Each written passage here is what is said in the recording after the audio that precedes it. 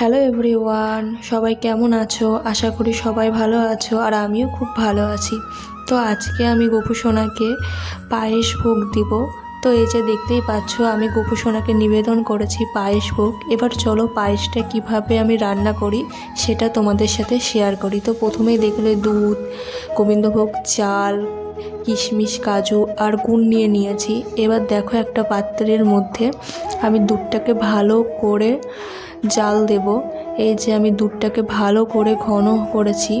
এরপরে এই যে ভালো করে আমি দুধটাকে নাড়াচাড়া করছি যাতে দুধটা ভালো করে ঘন হয়ে যায়। এরপরে আমি গোবিন্দভোগ চালটা দুধের মধ্যে অ্যাড করে দেব। তো এই যে দেখতেই পাচ্ছ দুধের মধ্যে গোবিন্দভোগ চালটা অ্যাড করে আমি একটু নাড়া দিচ্ছি আর কি, যাতে চালটা তলে যাতে লেগে না যায়। এই যে চালটা অনেকটাই ফুটে এসেছে। এরপরে আমি গুড়টা অ্যাড করে দেব। তো এর যে গুড়টা আমি দুধের সাথে মানে পায়েসের সাথে মিশিয়ে দিলাম। এরপরে আমি ভালো করে নাড়া দিয়ে এর উপরে কাজু কিশমিশ এগুলো আমি দিয়ে দিব। তো এই যে আমি কাজু কিশমিশ এগুলো আমি দিয়ে দিয়েছি। তো এবার আমার পায়েসটা হয়ে গেছে। কিশমিশটা আমি অ্যাড করে দিলাম। তো এই দেখো আমার পায়েসটা অলমোস্ট হয়ে গেছে।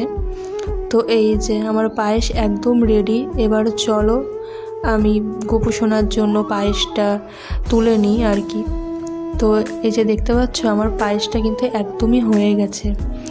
তো এবার আমি গোপু সোনার জন্য পায়েসটা একটা পাত্রে ঢেলে নেব।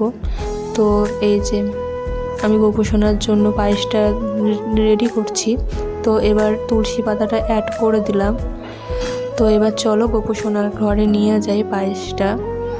তো এই যে আমার গোপু সোনাকে আমি নিবেদন করে দিয়েছি। তো ভিডিওটি ভালো লাগলে লাইক কমেন্ট শেয়ার করে দিও। আজকের মতো টাটা।